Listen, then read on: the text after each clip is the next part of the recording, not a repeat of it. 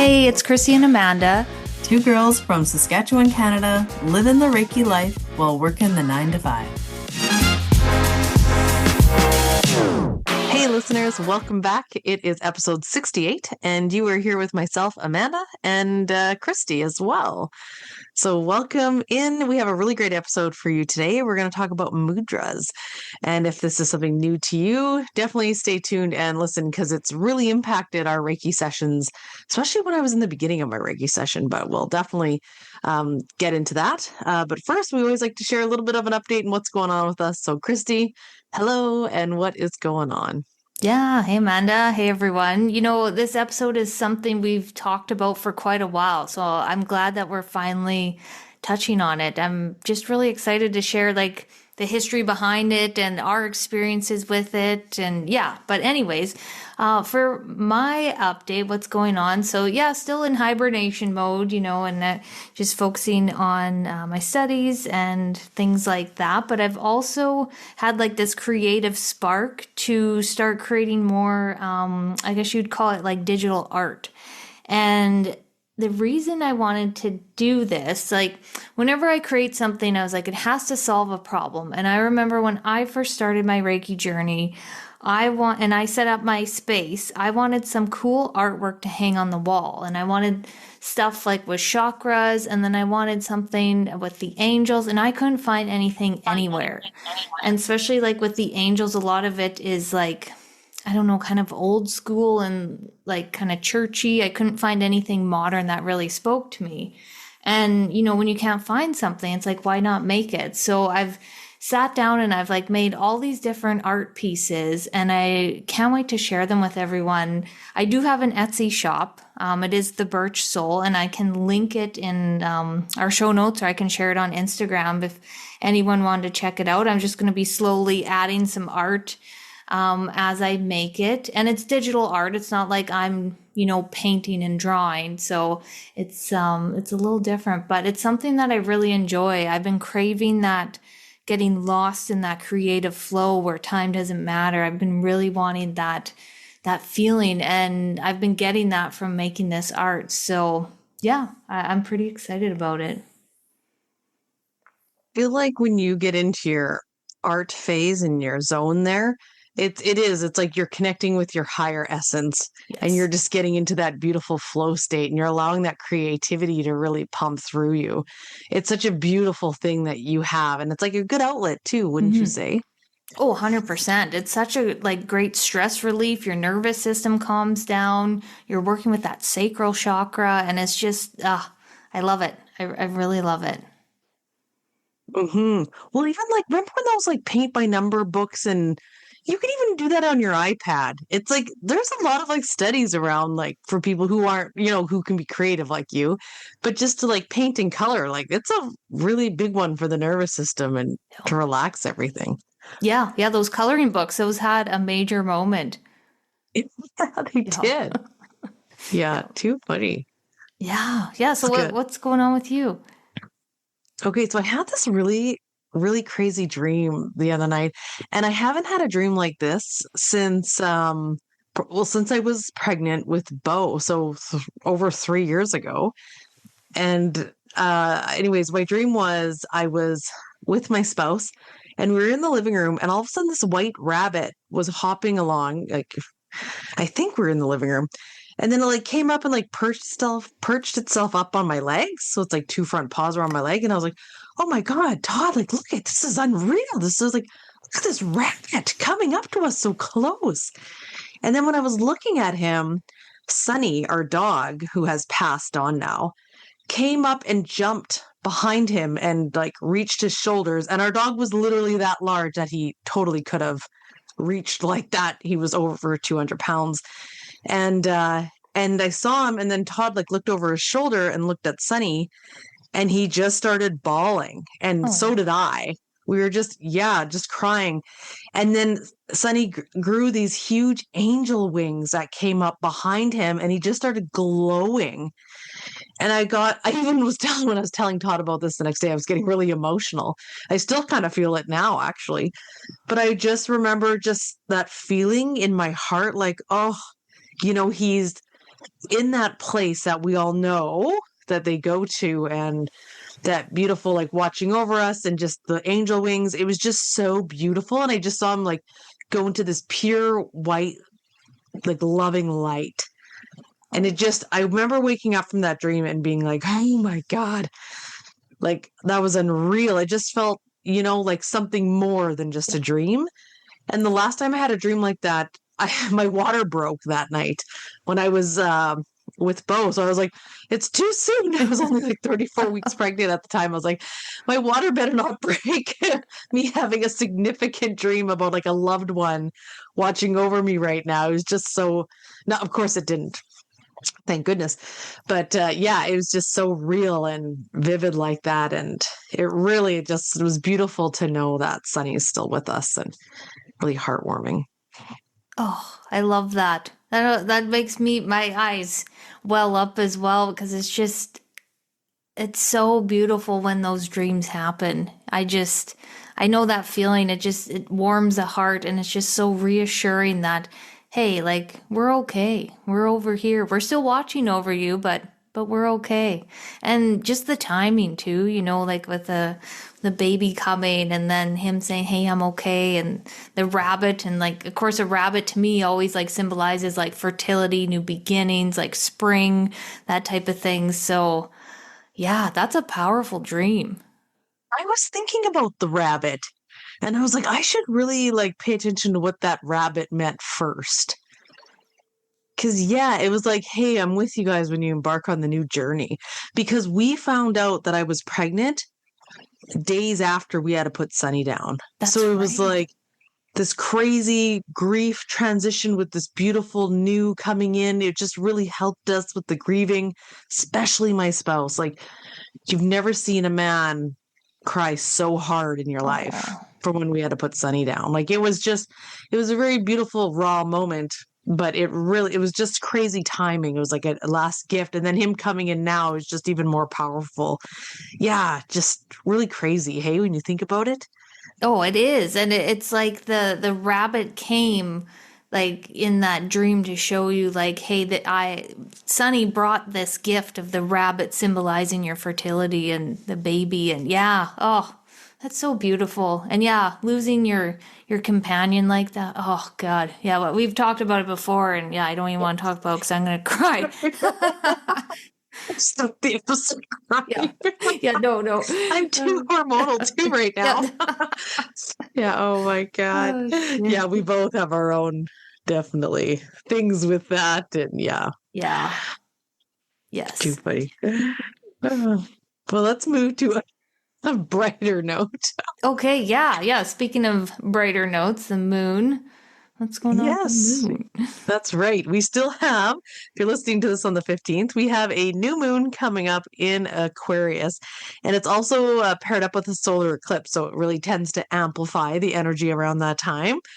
And also Aquarius is the star card in the tarot deck. So I always find when I look at that star card, because it's somebody who is like kneeling in water and like cupping water. So I always find that card to be very healing as well.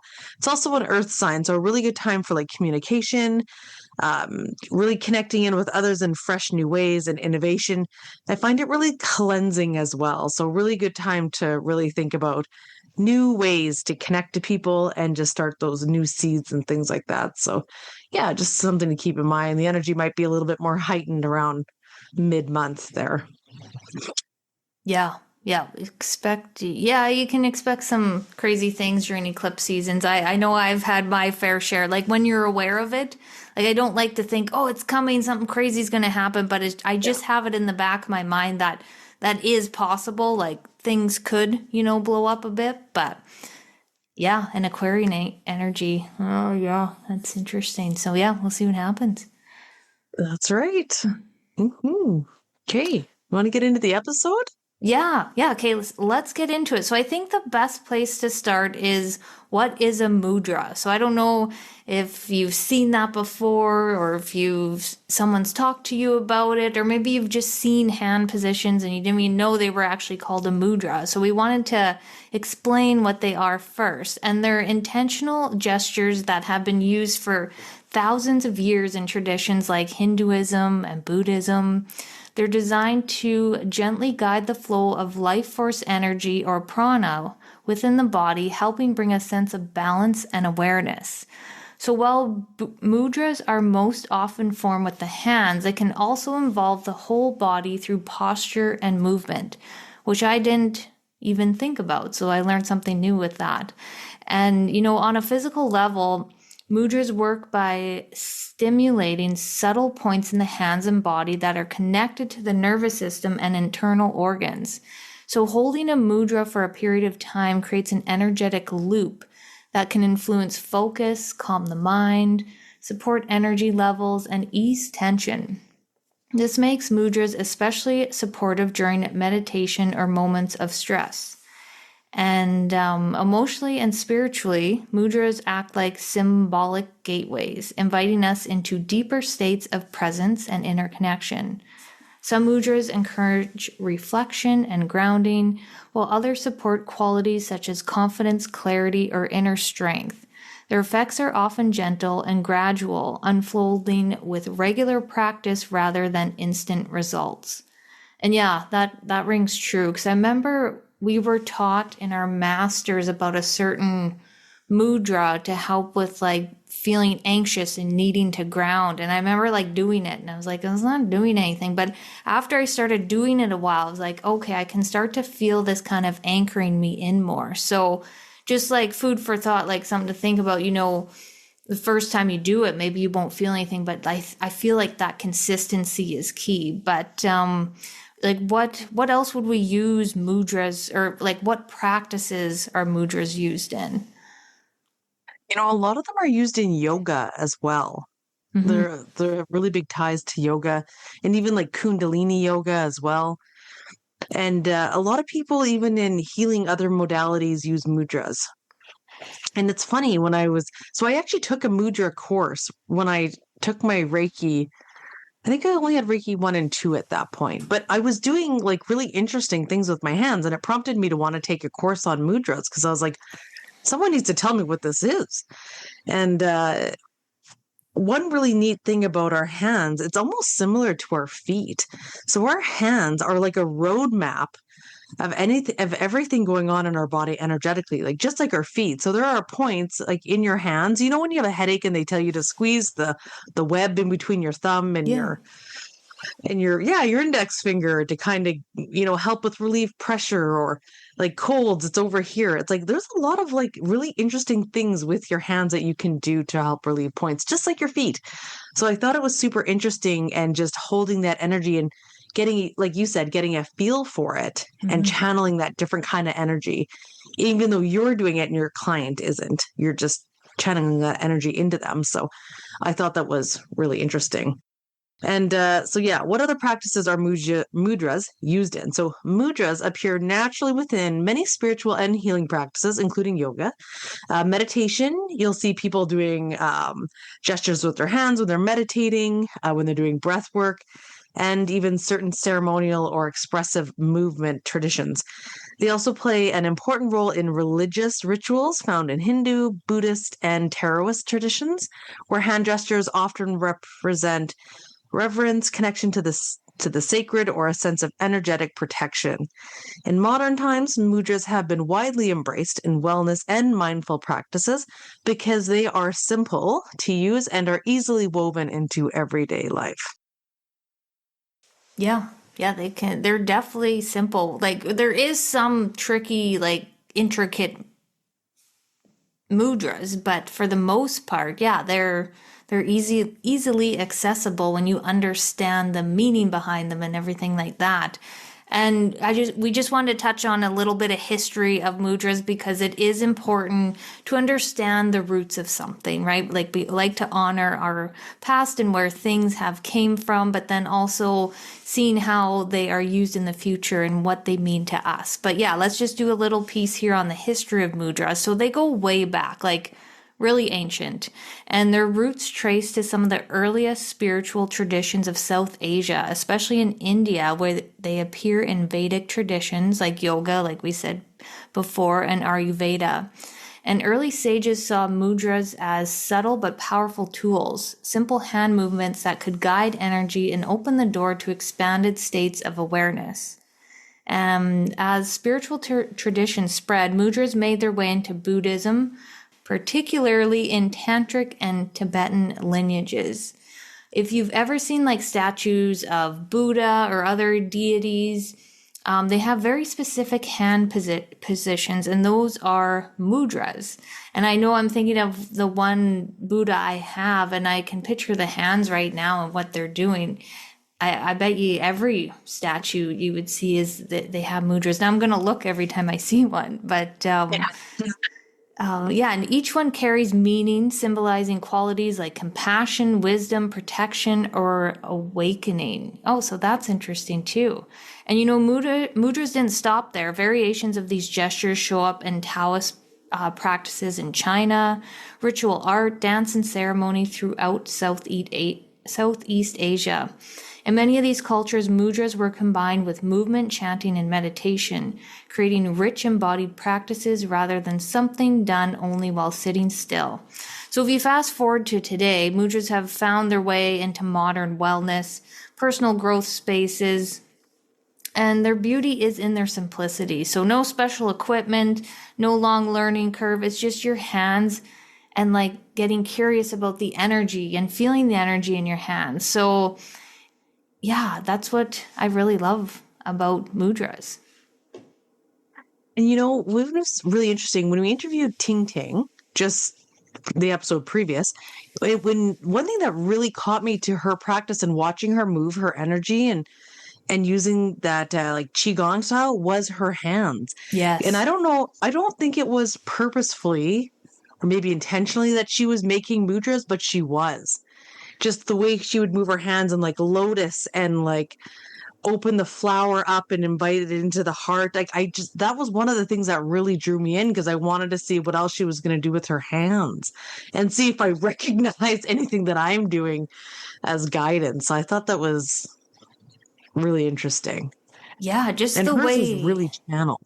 Oh yeah, like so natural. When she was on camera with us and she just did this one simple hand gesture, I was like mesmerized just by the way it moved. So you can just tell Mm, she's just tapped in and it's so cool to watch. yeah. And it has a really nice feminine flow too, I find. Oh Not yeah. that I don't know if really there's any masculine or feminine. I mean, I guess it depending on what side of the hands you're using, but I didn't really find that in my studies. But her flow was just really beautiful and she was bringing her own essence into it. So I thought that was cool.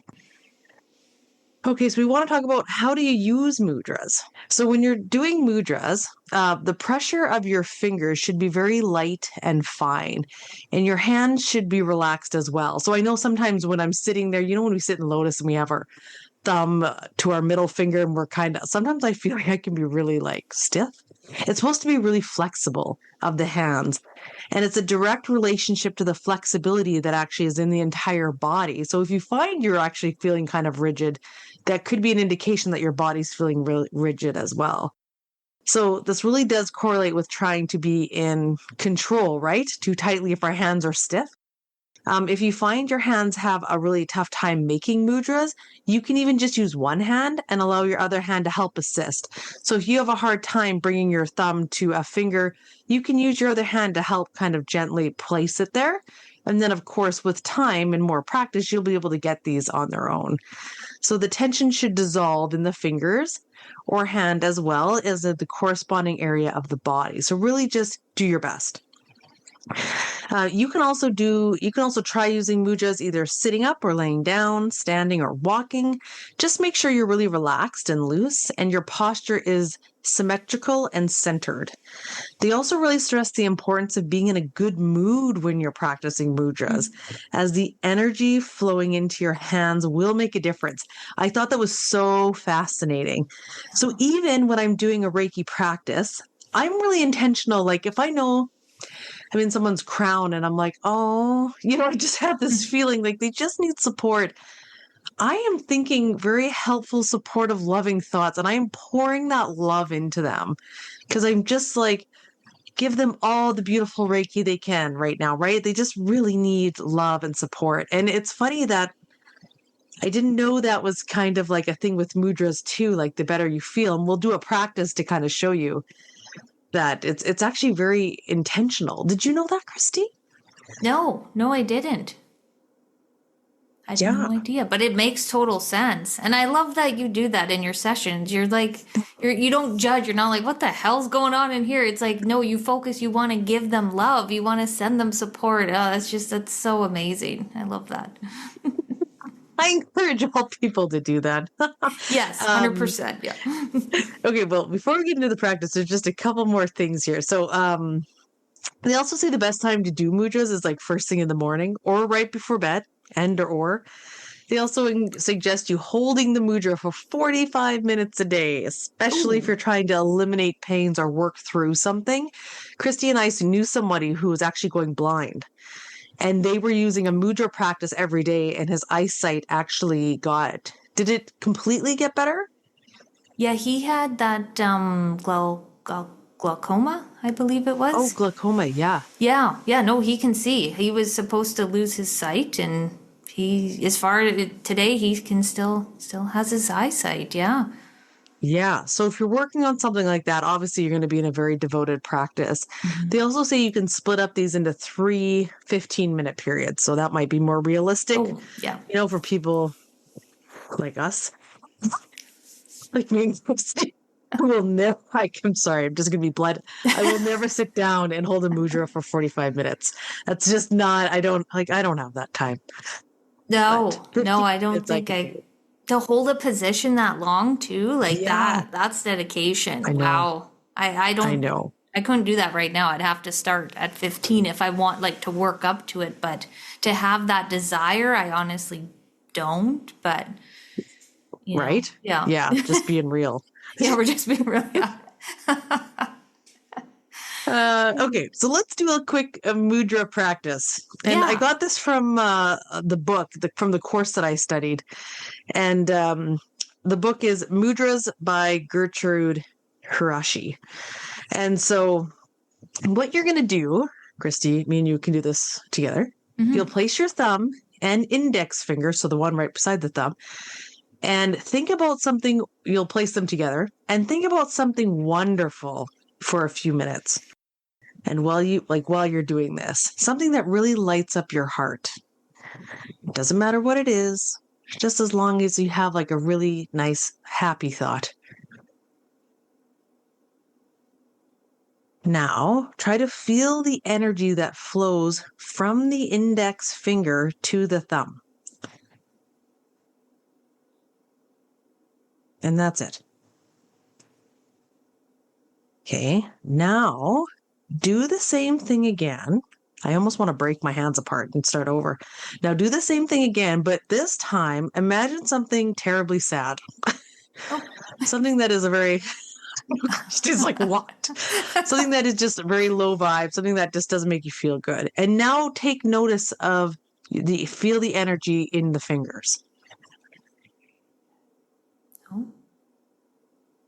Do you notice a difference? Yeah. Did you notice a difference? Yeah, that was wild. I felt the energy Right? shift. Like the love, my fingers were glued together. And the Mm. sadness, they wanted to come apart. And you know what's interesting? When I did this, when I was like making our notes and I was doing this, right? The second time, the energy felt heavier and almost like a dark, not dark, but like a deeper brown noise. Like, that was the only way I could describe this.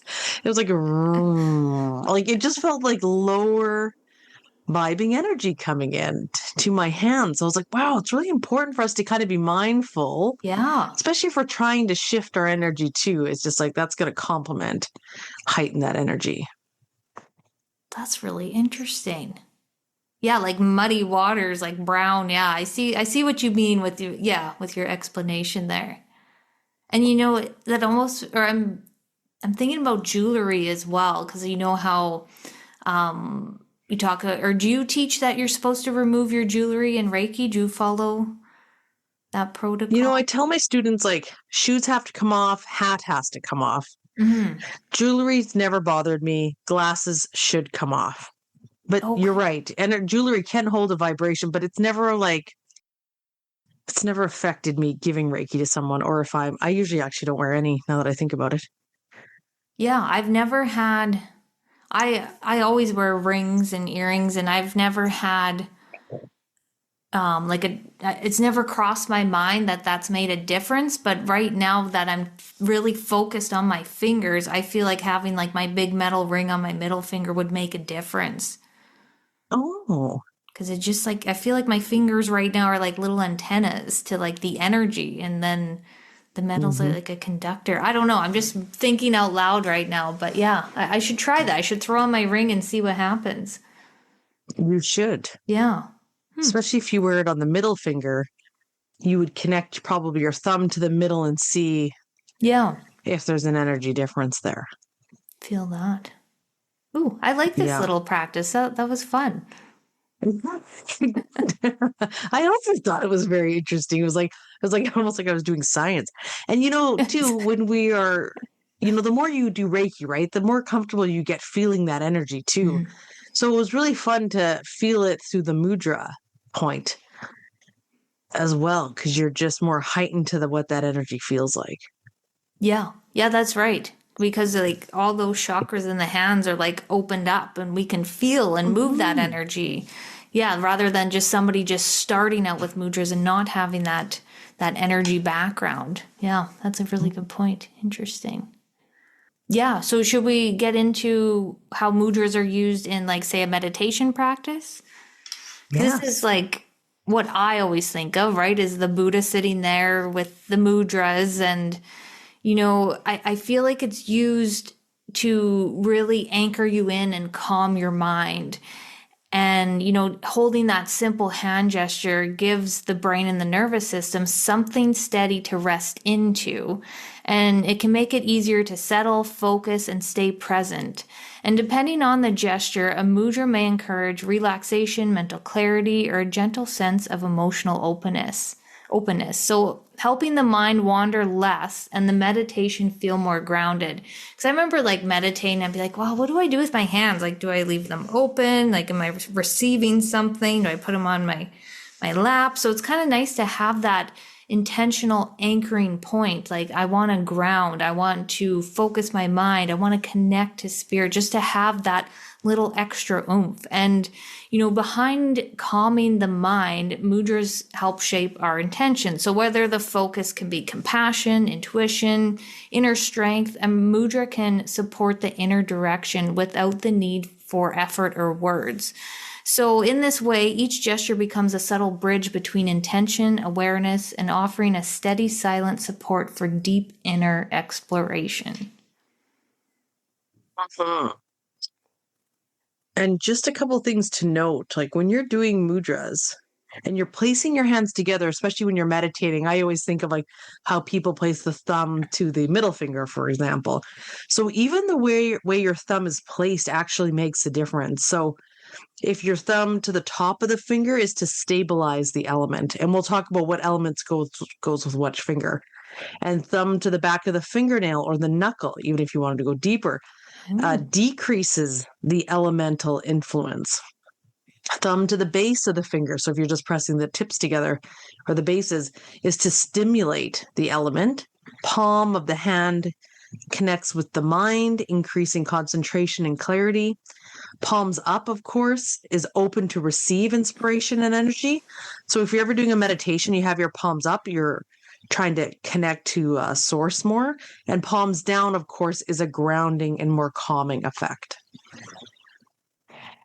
Okay, I didn't know that. That's really Yeah. interesting. I love that. And yeah, to expand on the fingers, like we wanted to talk about how each finger had its purpose and meant something different, which I found really interesting. I knew about fingers and representing like the planets, like your Jupiter finger and all that when we had Molly on for palmistry, but I didn't know the fingers were linked to the chakras. So Amanda found this in that amazing book she has. And the thumb is the solar plexus and fire. And the index finger is heart and the element air. The middle finger is the throat and heaven and ether, which is really funny because I think of like the middle finger and what it represents, and like the throat chakra being exercised when you do the middle So finger. funny. Yeah.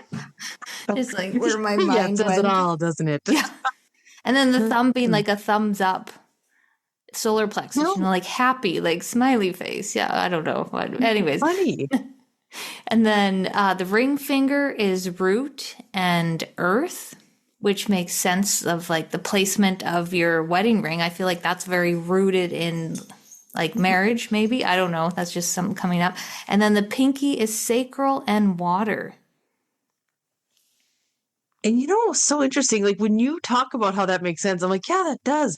But when I was writing these down, I was like, none of these make sense. That's funny. I was like, if anything, I thought the middle finger should have been the heart.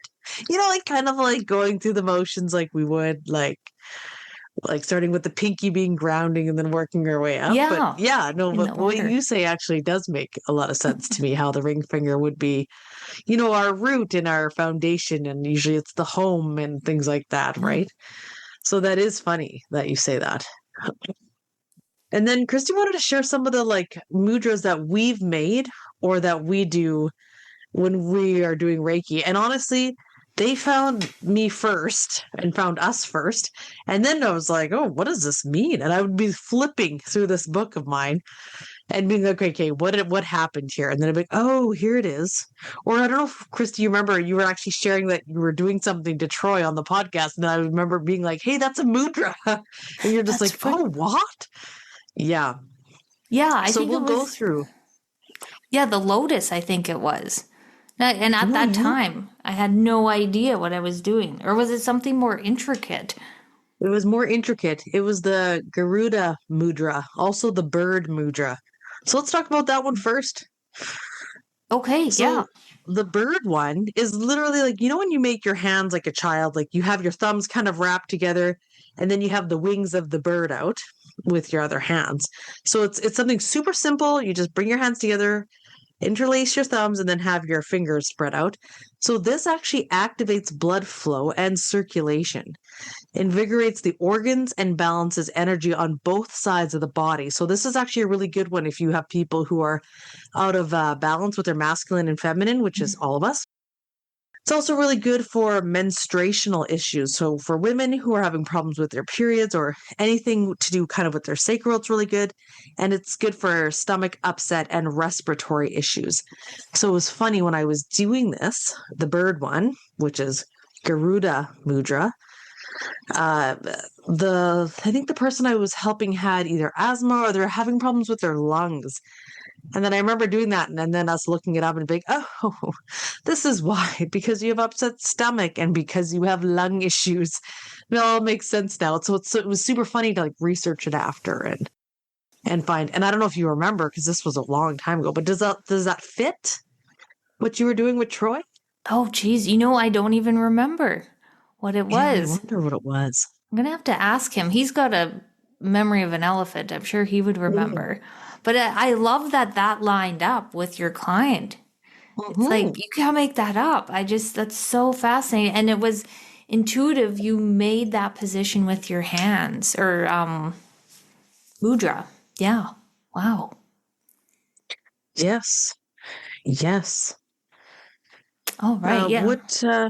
Which ones have you done? You've done Lotus, you said. Yeah. Let's do the lotus. So it's the symbol of purity and it belongs to the heart chakra. Really good if you need some love and some heart opening. I know I have done this one intuitively when I do self Reiki. And like, of course, I always spend a lot of time at my heart space. So that makes a lot of sense. And we will find pictures of these and we'll post them on Instagram too, if anyone's curious. Yeah. How would you best describe it though with your hands? It looks like a lotus, like the base of your hands are like together, and then Right. are your fingers out and touching. So your pinkies are touching, and your thumbs are Mhm. touching, and then your other fingers are like all spread up towards the sky. Yeah, it kind of looks like you're making a bowl, but it's Yeah, like an that's a open good one. flower. Yeah. Absolutely. Yeah. Palms are together at the bottom, and then you're just nice and open. Yeah, Yeah. this always feels really good for the heart. Yeah. And usually people need heart support when you're making this, or even for yourself, like you said, when you're meditating is nice. Yeah. It feels like a heart opener. Just as I'm sitting here right now, it feels like it is opening my heart. Yeah. Ooh, that's nice. As we're sitting here. Yeah. Yes. Yeah. Just in I'm sure silence. people are at home as well. Yeah. Um, this will be a really common one for people who have taken Reiki, of course. And we have the prayer position with your hands, or gasho. This is also called, I hope I'm not pronouncing this wrong, Atmanjali Mudra. So you actually leave a little space in between your palms. So when you bring your palms together in that prayer position, there's just this little space that is left. And this creates harmony for both sides of the brain. And Ooh. it's a sign of respect, obviously, when you're greeting someone. And it can be used when you are asking for something from the divine. So, of course, right, we're really associated to this hand with like people praying. So it actually makes sense that it is you asking for something from source and putting your hands together in like a prayer. Yeah. Yeah, it totally does. I've never even really thought that hard about the praying hands. Like I've always, I think, yeah, at the end of the session, my hands come to prayer and I bow. Do you still do Yes. that? Yes, I do Yeah. still do that. Yes. Yeah, I still do that to this day, even with, yeah, calling in protection, anything. Just like an automatic little prayer, little bow. Yep. And too, going in with a sign of respect when you're greeting others, it just feels very like, thank you for letting me work on you in like a respectful manner when I bow at the end to my client when I'm at their feet. Yep. And that's something that, again, just, yeah, like you said, you didn't think about it, you just do it automatically. Wasn't something you were intentional about at first, but now I do it like because I have the awareness of it. But at first, it was just like, and bow, Yeah. and I bow. I Yeah. thought it was just a sign from spirit that the session's closed. We're done here, but when you Right. think about it more, it's like, no, it Yes. actually had a deeper meaning. It's like, when you think this saying, of the saying namaste at the end of yoga, and it's like, I see the light within you and you see the light within me, like how I just butchered it, but you know what I mean, that Mhm. I'm honoring the light within me because it's also within you. Yeah, there's Yeah. a whole thing, but I love the meaning of the namaste, but yeah, that makes sense. Yeah. And too, when I don't do this so much anymore, but that whole bowing thing, I used to bow to my student or my client, and then I would bow to all the other people in my little circle that would join me. Right. So I would be bowing like, and then I would turn, I'd pivot, and I'd bow. I'd pivot again, I would bow, and then I'm behind me and I'm bowing, and it's just like I don't even know who I'm bowing to, but there was like this circle of people around me that joined me today that obviously needed a bow and as a thank you as well. And I haven't actually done that in a while, but I used to have to do that at the end of all my sessions as well. Wow, I love that. It's just you don't even know how many are there helping you in that moment. And then it's just Yeah. like bringing that awareness. And remember in that one card pulled, I talked about how our spirit guides really love when we say thank you to them. So that's really neat that you take the time to like, thank you, thank you, thank you. Part of me wonders where they've gone. I don't do that Yeah. anymore. Well, they're probably like, we know Amanda's thankful for it. She doesn't need to go around the room again. We're good Let's hope so. on a first name basis. Yeah. Uh, yes. Are there any other ones that you do? No, but I'll share about the mudra of inner self. Yeah. So it's making a tent with the hands, so the palms aren't touching. Oh, okay, so yeah, Amanda's doing it right now. Is this your Mr. Actually, sorry, you Burns guys, we one? don't have video. Oh, yes. So it's just, yeah, the fingers are together, I believe, and it's just like making the tent. Palms are Oh, okay. outstretched. You're Palms right. are out. And the fingers are kind of bent at the knuckles. So it almost Oh, looks like a okay. little tent. Oh, Yeah. okay, I see it now. Yes. Yeah. And We'll include photos online. Yeah, yeah, sorry. Is it you're trying to see what we're, well, you can't see what we're doing here, but yeah. So this is a really holy and empowering symbol, cultivating the power from the divine. So that's, yeah, the inner self and the tent. I can see that. Yeah. Yeah, and it's funny because like when I'm doing this one, like it's almost like you're cupping your hands together like you would if you were holding water in your hands in a way, Hmm. but your fingertips are together, if that makes Yeah. it make more sense. And then sometimes I will blow air into this, and I'll blow either like hot air or, yeah, usually it's hot air. And then I'm placing that into my client. So I'll be like I'm heating up ambers in my cupped hands, and then I'm putting that in to them. And I don't know, I didn't really know what exactly was happening, but I just trusted that that's what was needing to be happening. It's like you're cultivating and empowering them and placing it into the chakra or part of the body that it needs to. Okay. Yeah, that makes sense then. Yeah, it That's kind of neat did, that didn't you it? connected it. Yeah, okay. I've never seen that one before. I don't think no, I haven't experienced that one myself either. Yeah. And now that we're mentioning it, though, you probably will if you watch. Yeah, yeah, it'll Now that come it's up in and I'm your like, oh, awareness. yes. Yeah. Yeah. And then the last one that I find I do and is called the Hakini Mudra. So all the fingerprints, all the fingertips are together. And this is, it always makes me think of like Mr. Burns, like, Oh, but this we're one. not Okay, like this is. rotating of the fingers. Yeah. But you're just like the fingers are spread apart and it's just all the fingertips are together, just like something super simple. And this one is actually really good for concentration or for remembering something or mental work. So it's funny, actually, if you think about people who, they bring their hands together and then they kind of bring them to their face as like they're Mm. thinking, right? And they're like thinking like this.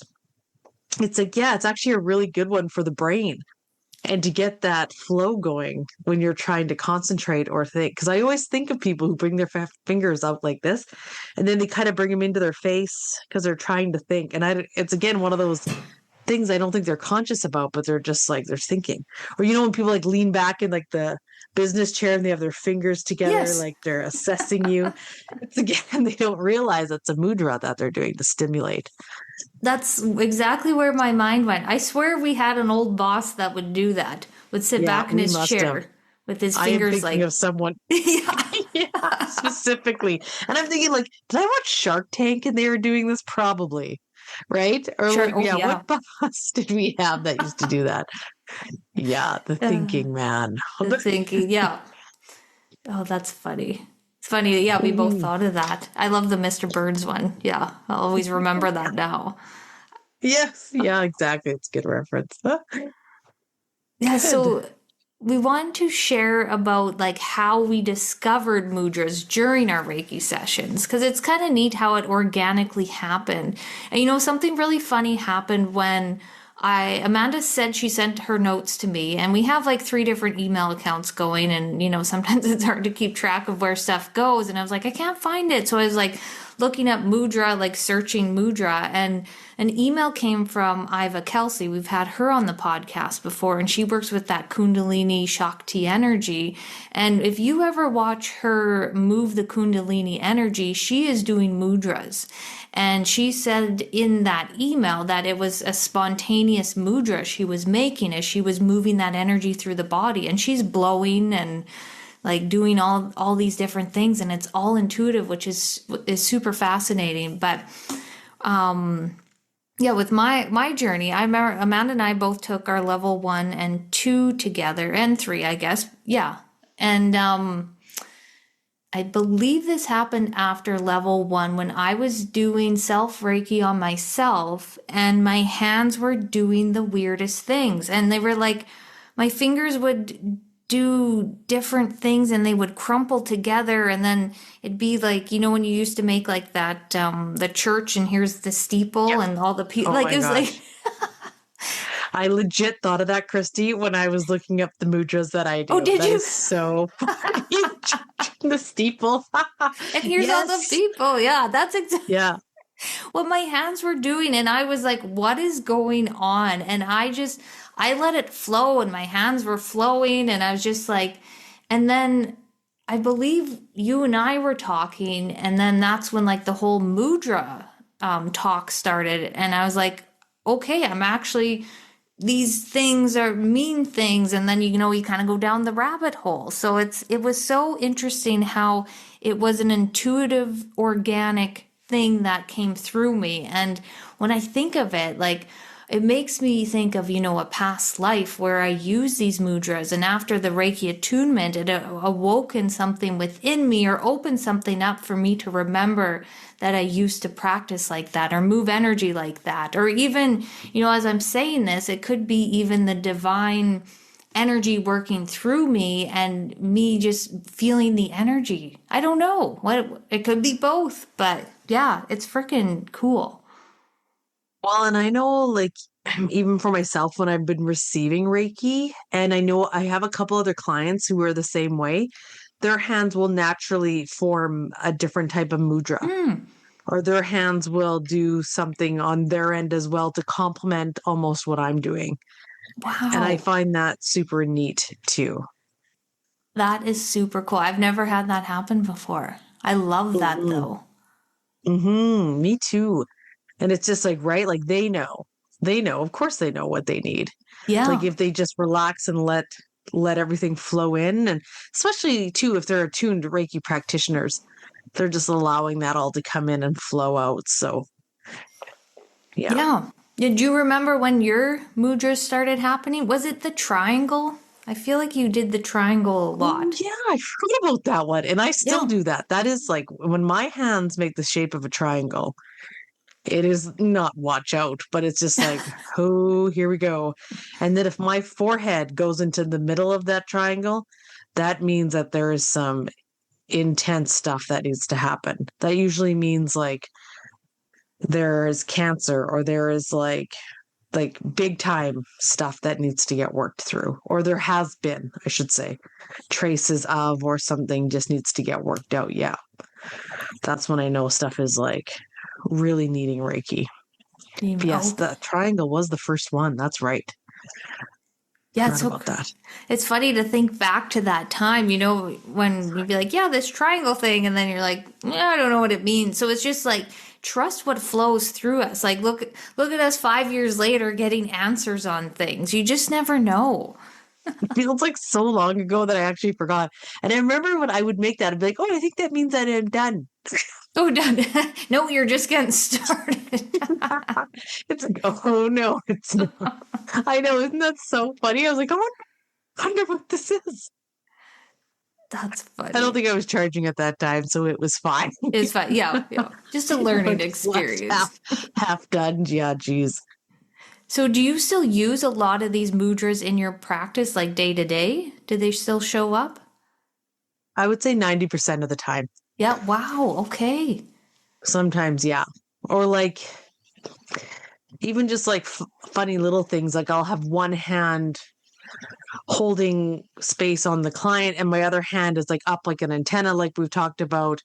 And it may be taking on a shape or something like that as I'm like channeling like an antenna down into the person. Yeah, yeah. I usually do some form of something every session. Yeah, I do.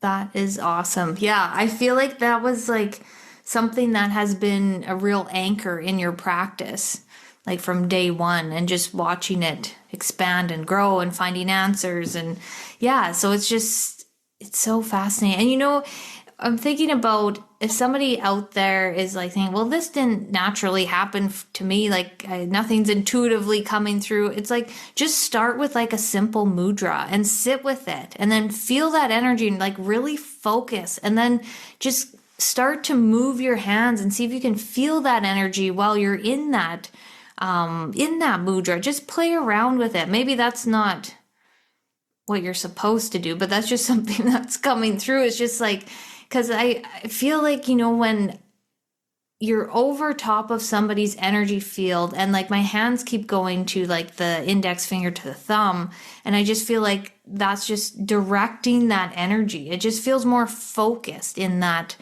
moment rather than just having my palms out like flat. I don't know. I feel like there's a time and place for these mudras, But yeah, I don't know. I guess everybody's so different. Yeah.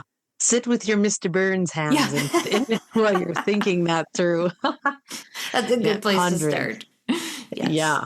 But you know what, too? I've also had some really interesting experiences. So I have one client, for example, she's had like past lives, right? Where she's been like part of like the druids, like the druidesses and things like that. And my hands have actually channeled a mudra for her that she used to do in a past life that I was just like, I wouldn't even be able to show you it now because I don't even remember what my hands did, but I remember something, anyways, and being like, okay, this is like something that you need to do while you're meditating because it is specific to you and your energy. And I Wow. remember being like, I need to remember this. So I've had things like that too. But too, like even there's a lot of like really interesting like books that I read. Like, right, I was really big into Dolores Cannon there. And you know, when people make the sign for like the rock, right? So you have your two fingers down in the middle of your thumb and you're making the Hmm. devil horns. This is actually the sign of the goddess. And like Yes. this is not the sign for the devil with the devil horns. No, it was the goddess symbol. So it's just like funny how things can get misinterpreted as well. So again, like praying to the divine, giving, thanks to the goddess, even like Mother Earth, things like that. It's like mudras, have been kind of like misconstrued throughout the years too. So just funny to think about how they have been around forever and used in different kind of like religious practices like that. Oh yeah. Yeah, I feel like these date back so far and have such a rich history, and it's so cool that we can incorporate them into our Reiki practice today. Yeah. Hmm. Yeah, I think that's it. That's all we had for mudras. Yeah. Yep. That feels like we covered it all. Yeah. So like Christy said, if you're trying to, like just like play around with it, sit, 5 minutes at a time with different positions. There's tons online too that you can find, I'm sure, to help, amplify that third eye or just to work with one of the chakras, give that a whirl and Mhm. yeah, let us know how your experience goes. Yeah. Yeah. That sounds good. Hmm. And now to close out our episode, Christy is going to be doing the honors with our card pull for the day. Yeah. All right. So I'm using the Kyle Gray Angel Guide deck again.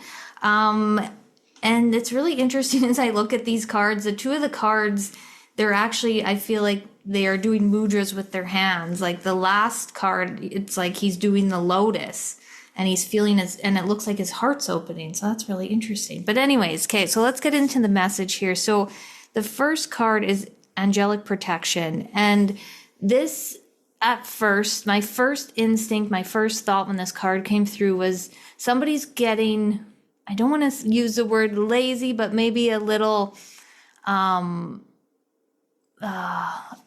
word's not coming to me, but okay, well, let's roll with lazy. Like not calling in that protection when they should. And Archangel Michael is actually the one that is coming through with this card, and he is saying to call upon him at any time. And it doesn't have to be this long, grand prayer. It's like just call him in that moment to protect your energy. And I know I do this myself where I just, a quick little prayer, like say I'm walking down the street to my car after work and someone's walking towards me and I kind of feel unsafe in that moment, I just say, Archangel Michael, please protect me. And it's like I just feel like this bubble of protection just pops around me. But it's not everyday protection that he's talking about. He's talking about the importance of protection in your Reiki practice. So it's like whether you've been taught that or not, but just be aware that it is an important practice as important as your grounding. And he's not saying this to bring fear upon anyone. It is most necessary to protect your aura and the way you're moving into that energy field, into your client's energy. Like we do merge, but we still want to be protected, if that makes sense. So it's just that quick prayer. If you can say that, invoke him in, or whatever resonates with you, but that's something that he is coming through very strong today. And the next card is take a step back. And I feel like someone has been pushing very hard for a certain outcome to come. And it's like, that's the square peg going into the round hole. It's like trying to really force something that isn't necessarily going to work out. And deep down in your heart, you know it's not going to. So you need to take a step back, regroup, and come back at it at a different angle. Or I'm actually seeing a book close, and it's like, maybe close that chapter. And I know sometimes people don't want to hear that, but it's going to make sense later on. And then the last card is surrender. So when he's got the lotus position in front of his heart is the heart opener to surrender. So whatever you are taking a step back, it is going to take a bit of surrender on your part as well.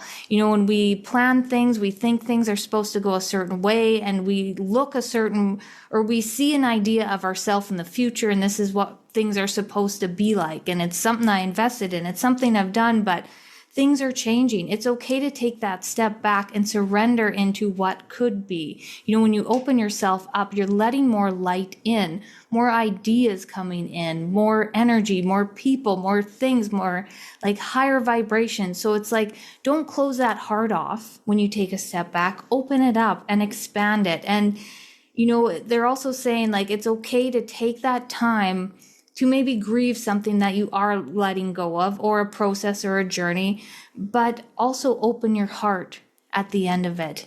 And I know that's easier said than done, but work with that lotus position. It's funny, that's just like totally coming through. It's like I see sitting there with that lotus position in front of the heart, and just pushing that energy out and just feeling that love into the heart again. And yeah. Oh yeah. Okay. That's it. It's like it's funny. I heard I'm out. It's done. We're done. I love that. In and out. And that's all. Period. Yeah. All right. Yeah. I guess he had some other place to be, but yeah. Okay. Wonderful, wonderful messaging on both things. And you know what? Yeah, I didn't want to interrupt your flow by being like, it's almost like complacent instead of lazy. Yes. Like I knew what you that's meant. the word. Yes. And I thought I'm not. I always mute myself. I don't want to interrupt your flow. No, when that you're in there, is. 'cause I could totally tell. Yes. And you know what's funny is that I have actually been a little complacent with like certain things. Like if my dad's like, can you just do a quick whatever? And I'm just like, and I Yep. totally have called myself out on that. So it's so funny that you say that. Because yes, you don't have to say the whole big spiel if you have one. Because I do kind of have a longer one. You could just, condense it Yeah. and just do your own thing quick. Yes. But it is very important. It is. Yeah. Just that quick intention behind it is so important. Like, yeah, you don't have to do the whole prayer if you don't have time. It's just that quick intention. Hey, Yeah. need protection. Archangel Michael, come on in. Yep. Done. Yeah. Done. Yep. Amen. Okay. Great. Great All right. message. Yeah. Yeah. It was good. Okay. So you guys can find us at Living the Reiki Life on Instagram. And also we have our personal pages. Mine is The Birch Soul. Yes, and mine is Reiki with Manda, and our Living the Reiki Life. Did you mention that one? Yep. I did. Okay. You guys, I'm so pregnant, it's ridiculous. Like, Christy's been just dealing with it. The pregnancy brain, all that thing. So I'm like, God. Yeah. Okay, so good. Yeah, give us a follow and a like, and 5-star us anywhere you can. Yes. Thank you. And I'm out. All right. Yeah. That's our line. We're out. Peace. Peace. Very good. 1, 2,